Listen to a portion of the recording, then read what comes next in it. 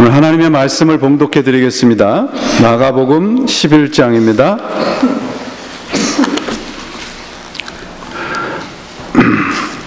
마가복음 11장 1절입니다. 마가복음 11장 1절에서 11절까지 말씀 봉독해 드립니다.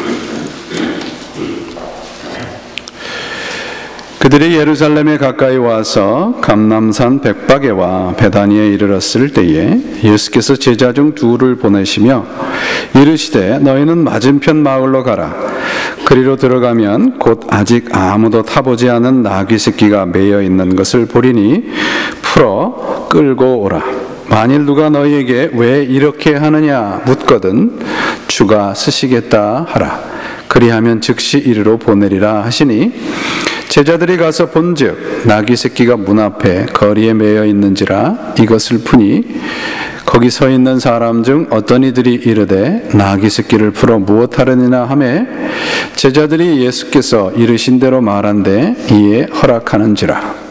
나귀 새끼를 예수께로 끌고 와서 자기들의 겉옷을 그 위에 얹어 놓음에 예수께서 타시니 많은 사람들은 자기의 겉옷을 또 다른 이들은 들에서 벤 나뭇가지를 길에 펴며 앞으로 가고 뒤에서 따르는 자들이 소리 지르되 호산나 찬송하리로다 주의 이름으로 오시는 이여 찬송하시리로다 오는 우리 조상 다윗의 나라여 가장 높은 곳에서 호산나 하더라. 예수께서 예루살렘에 이르러 성전에 들어가사 모든 것을 둘러보시고 때가 이미 저물매 12 제자들을 데리시고 베다니에 나가시니라. 하나님의 말씀입니다. 세상에 많은 위인들이 있습니다. 그 많은 위인들의 인생의 그 일대기를 그린 그런 책들과 예수님의 일생을 기록해 놓은 복음서가 어떻게 다른가? 그 차이는 탄생과 죽음에 대한 기록일 것입니다. 세상에 많은 위대한 사람들은 거의 그들의 그 인생의 초점을 어떻게 탄생했는지, 그들이 무엇을 이루어 놓았는지에 초점이 맞춰 있습니다. 우리나라에도 보면 그런 신화가 있지 않습니까? 박혁거세가 어디서 태어났다 그래요? 박에서 태어났다. 그러나 예수님의 일생을 적어놓은 복음서는 모든 초점을 예수님의 고난과 죽음에 맞춰 놓고 있는 것을 우리는 복음서를 통해서 알 수 있습니다. 그래서 어떤 성서 주석가는 복음서는 예수님 생애의 마지막 주간에 대한 기록일 뿐 그 나머지는 서론에 불과하다라는 말을 하기도 했습니다. 이 한 주간은 예수님께서 이 땅에 계셨던 마지막 한 주간입니다. 오늘부터 시작해서 이 한 주간 동안 예수님의 생애에 이 땅에 오신 모든 목적을 이루어 놓은 한 주간이 됩니다. 이 주간은 그러므로 우리 신앙의 가장 핵심이 되는 내용을 성서는 우리들에게 선포해 주고 있습니다. 이 한 주간을 대표하는 것을 꼽으라면 군중들의 두 개의 함성과 예수님의 깊은 침묵 그리고 그분의 눈물일 것입니다. 이 한 주간의 첫 번째 시작은 승리와 축제의 분위기입니다. 예수님을 제외한 그 많은 사람들은 그들이 그토록 고대했던 것들이 이루어질 것 같은 기대감에 차여서 손에 나무가지를 들고 호산나 호산나 외치고 있습니다. 그야말로 예수님이 환영을 받는 그러한 분위기죠. 우리 기독교의 전통은 오래전서부터 오늘을 종려주일이라고 부릅니다. 여러분들이 복음서를 각자 읽어보시면 요한복음에서만 사람들이 손에 종려나무 가지를 들고 예수님을 환영했다라고 기록을 해놓고 있습니다. 오늘 봉독해드린 마가복음에도 그저 이 생나무 가지라고 기록을 해 놓았습니다. 그래서 사도 요한의 이 종려나무 가지라는 기록을 바탕으로 해서 이 오늘을 종려주일이라 그렇게 부릅니다. 종려나무는 오아시스, 물이 많은 곳에서 자라기도 하지만 물이 없고 아주 척박한 환경에서도 무려 30m 정도까지 자라는 그러한 나무라고 합니다. 그리고 이 종려나무 가지, 우리가 학명이라고 그러잖아요. 학명이 그 피닉스 닥티리퍼라라고 그래요. 그래서 피닉스라는 말 자체가 불사조라는 뜻을 갖고 있지 않습니까? 그래서 종려나무는 끈질긴 생명력을 가지고 있고 표현해주고 있습니다. 구약에도 보면 의인을 종려나무에 빗대는 그런 시편의 기사도 우리가 읽어볼 수 있습니다. 그 사사기에 보시면 예언자 드보라의 종려나무 가지라, 그러한 밑에서 이 사사 드보라는 이 시시비비, 백성들의 시시비비를 가리기도 했습니다. 사도 요한이 왜 다른 복음서 저자들은 나무가지라고 이야기를 했는데 종려나무가지라고 특별하게 지칭한 데는 분명한 이유가 있다는 겁니다. 예수님의 이 고난에 이 종려나무가지는 특별한 의미를 가지고 있습니다. 사람들은 그저 자신들이 생각하고 기대했던 것들이 이루어질 것 같은 기대감에서 부적과도 같이 종려나무를 흔들고 있지만 그 속엔 깊은 영적인 의미가 담겨져 있다는 것입니다. 성경을 읽으시면서, 특별히 복음서를 읽으시면 요한복음은 마태, 마가, 누가복음의 해설서와 같은 역할을 해줍니다. 대조해서 읽으시면 그래서 깊은 의미를 우리가 찾아갈 수 있습니다. 사도 요한은 분명한 의도를 가지고 종려나무를 언급을 했지만 사람들은 그 의미를 알지 못한 채 그저 무턱대고 흔들었던 것입니다. 그 의미가 무엇이겠습니까? 예수님의 고난입니다. 종려나무 가지를 흔들고 수많은 사람들이 몰려들었습니다. 그리고 오늘 본문 10절에도 보면 우리 조상 다윗의 나라여 가장 높은 곳에서 호산나 하더라. 오늘도 교회에 이렇게 오다 보니까 저희 교회 제가 집에서 오던 길에 보면 유대인 회당이 있습니다. 굉장히 많은 사람들이 그 회당에서 나오는 것을 보았어요.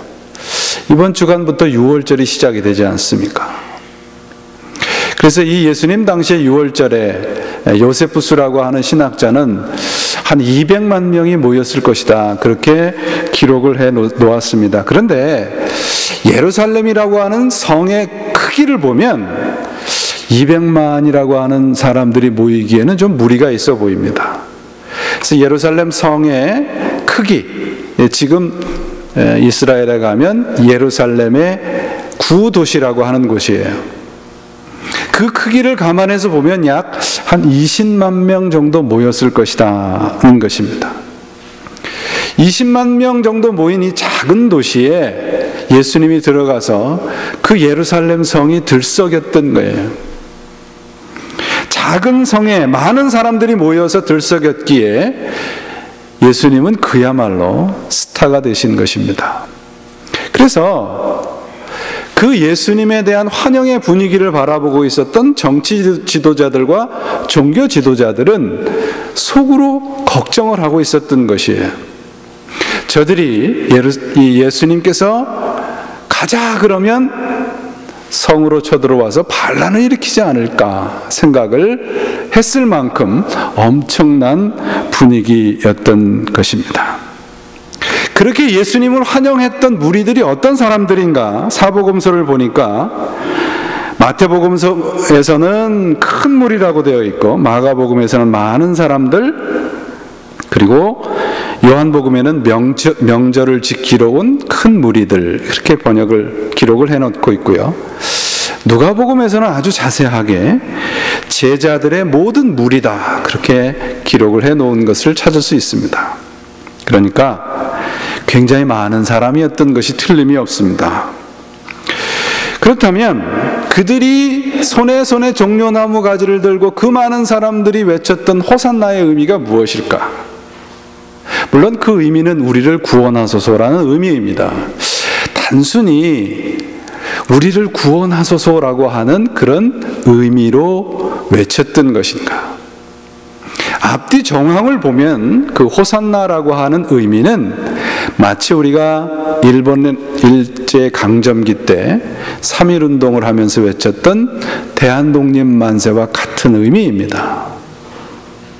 그들은 그만큼 압제와 억압을 받고 있었던 것입니다.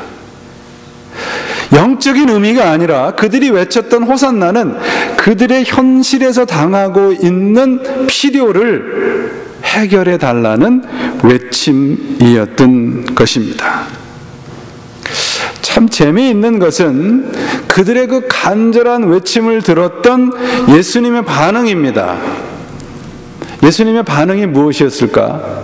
성경을 보니까 성을 바라보시고 우셨다고 되어 있어요. 이상하지 않습니까?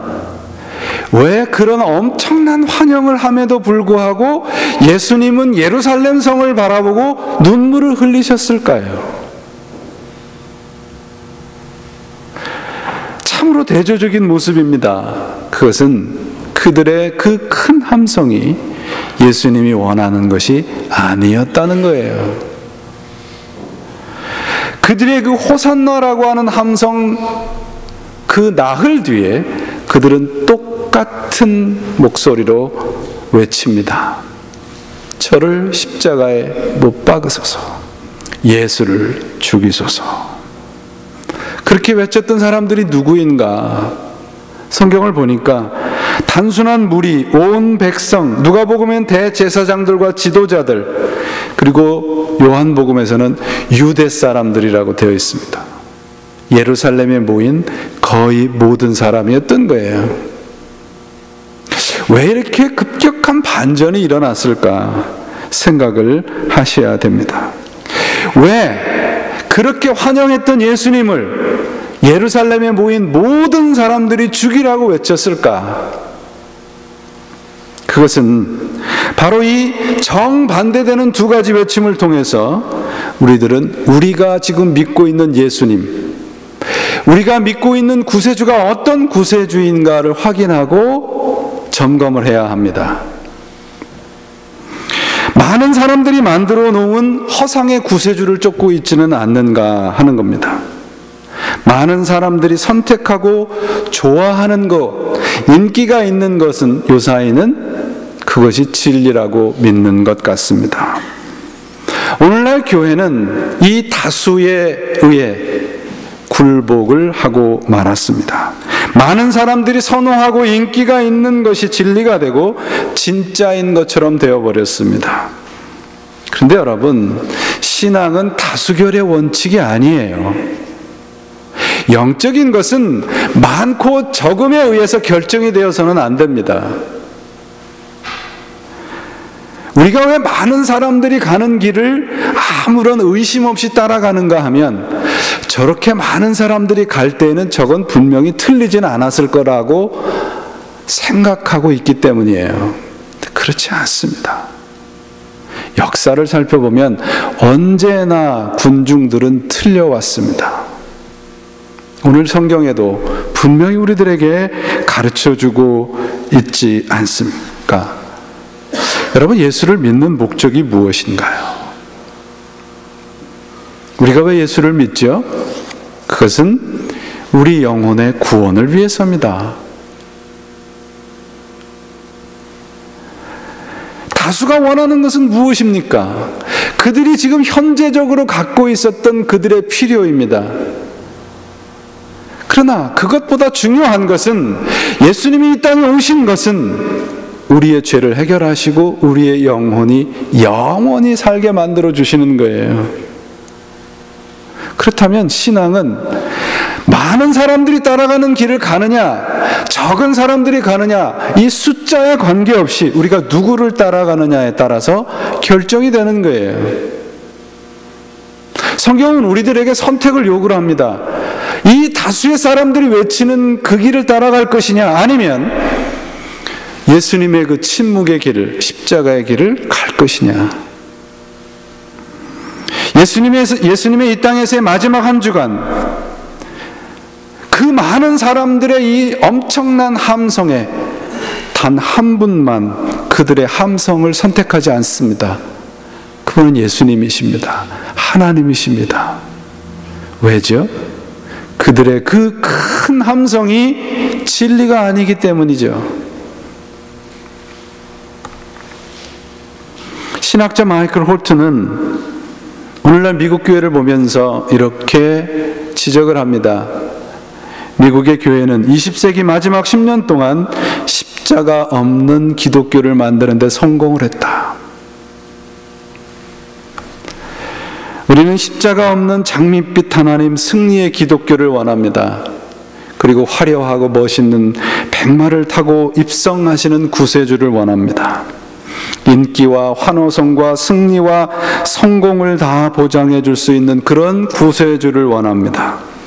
그런데 여러분, 기독교는 세상에서의 성공을 보장하는 종교가 아닙니다. 기독교는 하나님 안에서의 성공을 보장해 주는 종교입니다. 하나님 안에서의 성공은 무엇입니까? 그것은 영원 구원입니다. 예수님께서 이 땅에 오신 것은 바로 세상의 성공을 위해서, 곧 지금 현재 내가 갖고 있는 일시적인 안락함을 위해서, 그것을 해결하기 위해서 열렬히 호산나를 외치는 사람들의 그것을 채우기 위해서가 아니라 영원을 약속하러 오신 것입니다. 오늘 본문을 보세요. 예수님께서 지금 무엇을 타고 들어오고 계십니까? 말입니까? 나귀입니까? 나귀입니다. 말과 나귀가 어떻게 다른가 하는 겁니다. 요한복음에 보면 나귀를 타고 들어오시는 것을 본 제자들이 그분이 나귀를 타고 들어오신 그 뜻을 부활 후에야 깨달았다고 기록을 하고 있어요. 나귀를 타고 오셨다는 것은 우리를 구원하러 오셨다는 거예요. 말은 언제나 심판과 정복을 상징하는 동물입니다. 사람들은 백마를 타고 오신 구세주를 원해요. 그래서 모든 심판을 하고 모든 현실적인 문제를 해결해 주시기를 원합니다. 근데 누가복음에 보시면 19장 41절 44절에 중요한 말씀을 하고 있어요. 가까이 오서 성을 보시고 우시며 가라사대 너도 오늘날 평화에 관한 일을 알았더라면 좋을 뻔하였거니와 지금 내 눈에 숨기웠도다.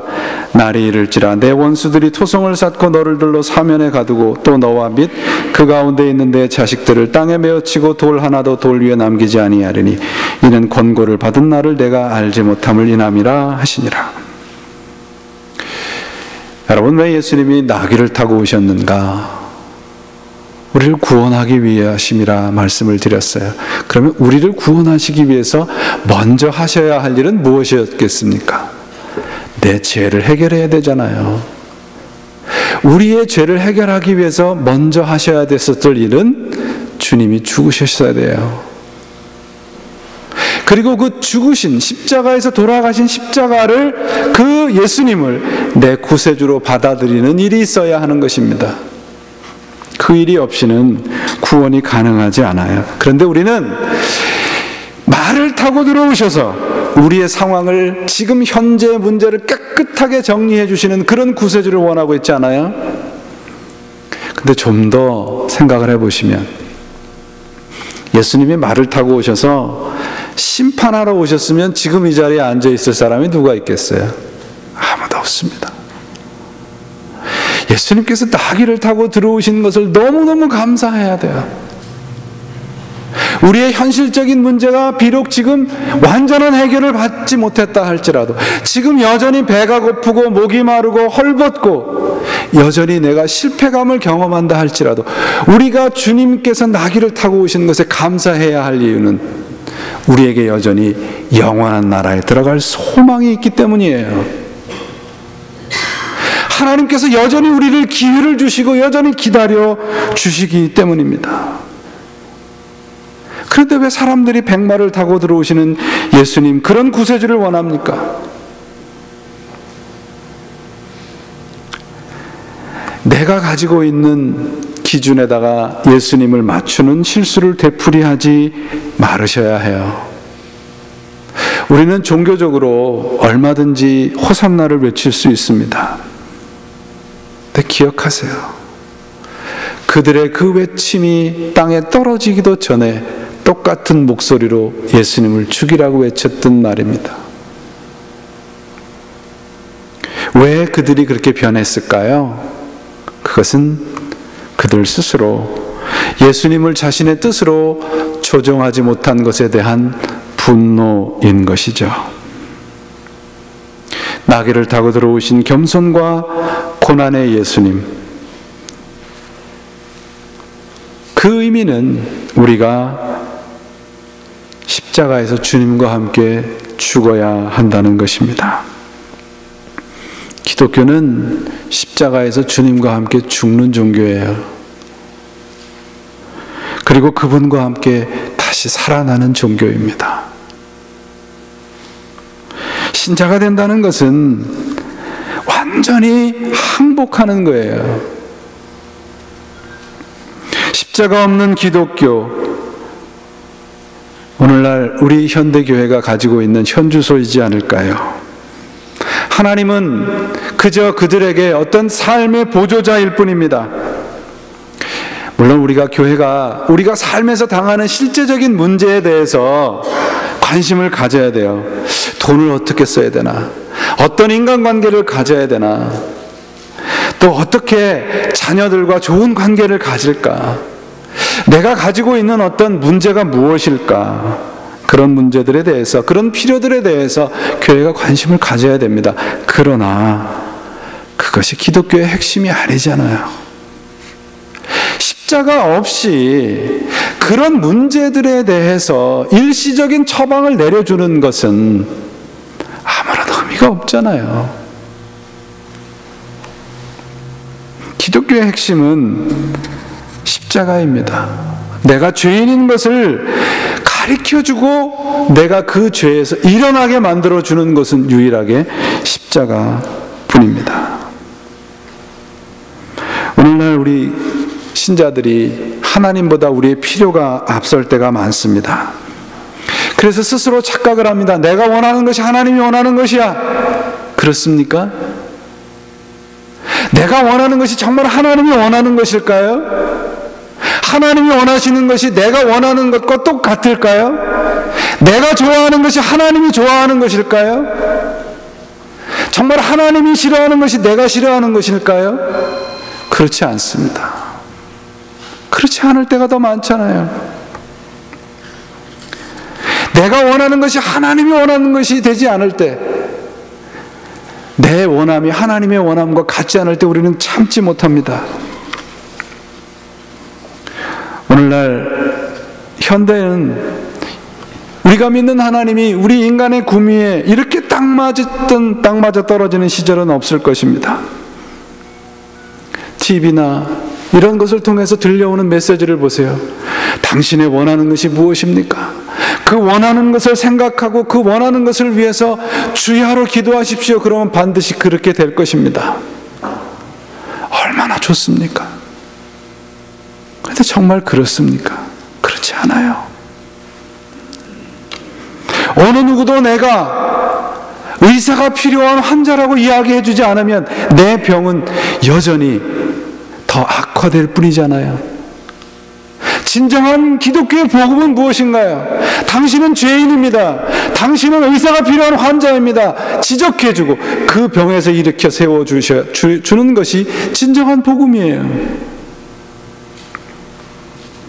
편안하고 안락한 삶에서 내가 지금 가지고 있는 것을 그저 누리는 현 상태를 유지시켜주는 복음은 올바른 복음이 아닙니다. 여러분, 십자가 없는 나는, 곧 그리스도의 십자가가 없고 그분의 십자가의 죽음이 없다면, 그분과 함께 죽지 않는다면 우리의 인생은 지금 죽어 있는 시체와 마찬가지입니다. 아무리 많은 사람들이 모여서 열렬히 호산나를 외쳐도 나귀를 타신 그분과 함께 십자가에 가지 않으면 의미가 없습니다. 이들이 외칩니다. 우리들이 외칩니다. 호산나, 나를 구원하소서. 무엇으로부터의 구원입니까? 죄로부터의 구원입니다. 우리가 지은 죄로부터의 구원이 있을 때 그 다음 단계가 가능해요. 이들이 외치는 것은 십자가 없는 구원이고 지금 현재의 필요만 채워달라는 아우성인 것입니다. 한 걸음 더 나가봅니다. 그러면 십자가의 신앙은 무엇일까요? 그것은 내 주도권을 포기하는 겁니다. 내가 가지고 있는 내 삶의 주도권, 그것을 내려놓을 때 그곳에 영혼 구원의 진정한 축복이 임하는 것입니다. 우리가 예수를 믿으면서 이 세상에 필요한 여러 가지 중에 예수 믿는 것이 한 가지라고 생각하니까, 그 중에 한 가지라고 생각을 하니까 내 주도권을 여전히 내가 가지고 있는 것은 아닐까요? 하나님은 여러분의 재산을 관리해주는 재정관리사도 아니고, 여러분의 심리치료사도 아니고, 여러분의 인간관계를 돈독시켜주는 그런 사람, 그런 분도 아닙니다. 하나님은 우리의 주인이세요. 예수 그리스도는 우리의 주님이십니다. 그것이 십자가의 신앙입니다. 우리의 삶을 주관하시는 창조주십니다.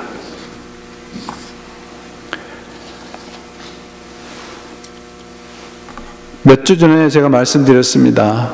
교회는 연예인들의 팬클럽이 아닙니다. 이들이 왜 이렇게 돌변할 수 있을까요? 자신의 필요와 맞지 않았기 때문이에요. 그 팬클럽을 보세요. 죽어라 하고 좋을 때는 쫓아다니다가 뭔가 무슨 일이 있으면 언제 그랬냐는 듯이 돌변하잖아요.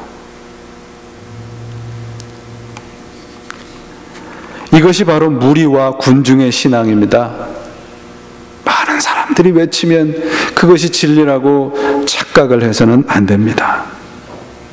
저는 감히 말합니다. 오늘날 교회와 우리 신자들에게 정말 필요한 것이 무엇일까? 무엇이겠습니까, 여러분? 여러분에게 지금 정말 필요한 것이 무엇이냐고 묻는다면 뭐라고 대답하시겠습니까? 저는 감히 말합니다. 우리 신자들에게 지금 가장 절실하게 필요한 것은 예수님을 그리스도로 믿는 겁니다. 그것 이외에는 없습니다.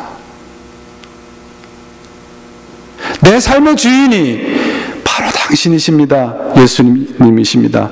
라고 고백을 하셔야 돼요. 여러분, 우리가 오늘 예배드리면서 사도신경 했습니다. 사도신경이 무엇입니까? 우리의 신앙 고백입니다. 여러분, 사도신경 안에 어디에 예수 믿으면 형통하고 병이 낫고 건강하고 세상에서 부자로 된다고 하는 고백이 어디 있습니까? 없습니다. 그분은 우리의 창조주시고 우리를 위해서 십자가에서 돌아가셨고 3일 만에 부활하셨고 오늘 성령의 모습으로 우리와 함께 하시고 영원히 우리와 동행하실 분이십니다. 이게 우리 신앙 고백의 전부예요. 그런데 왜 우리는 이 신앙 고백이 아닌 다른 곳에다 우리의 삶과 신앙의 뿌리를 내리시려고 합니까? 우리가 변해야 합니다. 우리 신앙 고백의 바탕이 바로 이 사도신경이에요. 창조와 십자가의 고난과 부활과 영원한 생명이 우리 신앙 고백의 뿌리입니다. 우리의 신앙의 기초가 성공과 물질과 돈과 명예와 형통 위에 세워지면 그 모든 조건들이 무너지면 어떻게 하실 거예요?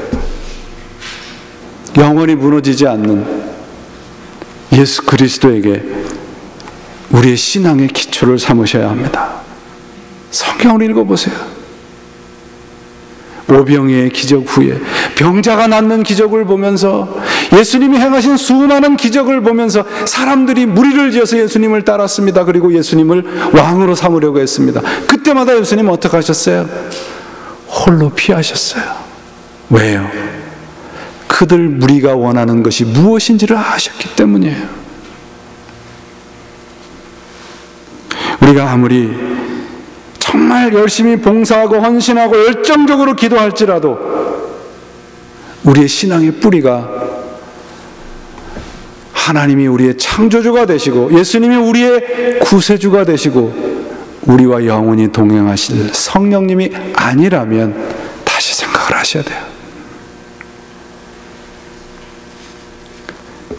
예수님은 우리의 소원을 들어주시고 우리에게 형통을 주시려고 오신 것도 아니고, 우리에게 병을 고쳐주고 우리가 무슨 신비스러운 경험을 하기 위해서 이 땅에 오신 것이 아니에요.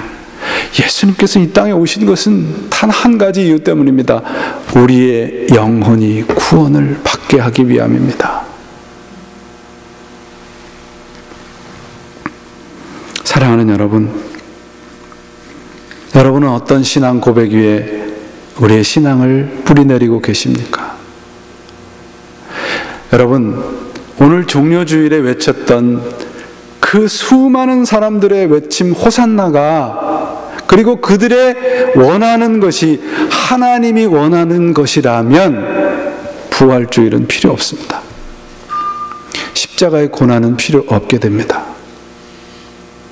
그저 그들이 현실적인 그들의 필요와 욕구를 채워주는 것이 하나님이 원하시는 것이라면 종려주일이 우리 기독교의 교회 역사상 가장 중요한 주일이 되어야 합니다. 그런데 그렇지 않잖아요. 부활주일이 있잖아요. 십자가의 고난이 있잖아요. 무엇을 말해주고 있습니까? 우리들이 그분과 함께 죽고 그분과 함께 살아나는 역사가 일어나야 하는 것입니다. 우리가 오늘 주님께 외치는 호산나의 그 외침에 어떤 내용이 담겨져 있습니까? 내가 만들어 놓은 그 틀에 예수님을 가둬 놓으시려고 했다면 오늘 다시 한번 점검을 하셔야 됩니다. 우리의 신앙의 뿌리가 다수의 함성 속에 있는지, 아니면 예수님의 그 침묵과 그분의 눈물 속에 있는지 점검하셔야 합니다. 사랑하는 교우 여러분, 호산나의 외침은 반드시 십자가를 거쳐야 합니다.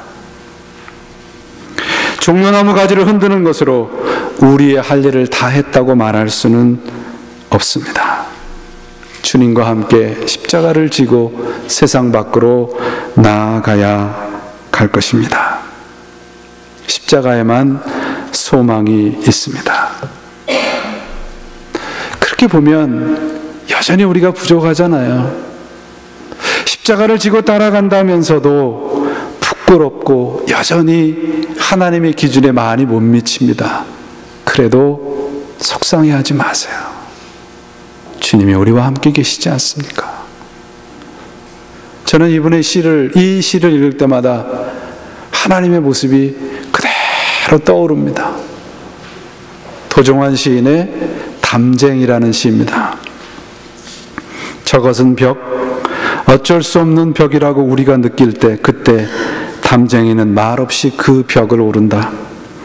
물 한 방울 없고 씨앗 한 톨 살아남을 수 없는 저것은 절망의 벽이라고 말할 때 담쟁이는 서두르지 않고 앞으로 나아간다. 한 뼘이라도 꼭 여럿이 함께 손을 잡고 올라간다. 푸르게 절망을 다 덮을 때까지 바로 그 절망을 잡고 놓지 않는다. 저것은 넘을 수 없는 벽이라고 고개를 떨구고 있을 때 담쟁이 잎 하나는 담쟁이 잎 수천 개를 이끌고 결국 그 벽을 넘는다. 이 시인은 이 담쟁이를 주님이라고 우리들에게 알려주고 있습니다. 이 종려주일에 호산나의 외침, 군중의 외침 속에서 그리스도를 찾지 마시고요, 오늘 우리의 절망의 한복판에서, 오늘 우리의 눈물의 한복판에서 이 담쟁이와 같이 우리의 절망의 벽을 함께 넘어가시는 예수님의 눈물, 성령님이 함께 하심에 우리의 인생을 걸으세요. 바로 그곳에만 부활의 소망이 있을 것이고, 바로 그분과 함께 우리의 절망의 벽을 넘는 그 순간, 바로 거기가 부활의 새 아침임을 기억하셔서 오늘 이 한 주간 십자가의 고난을 생각하시면서 그분과 함께 우리가 가지고 있는 수많은 벽을 넘어가셔서 승리의 부활의 주일을 늘 맞이하시고 경험하시는 여러분들이 되시기를 주님의 이름으로 축원을 드립니다.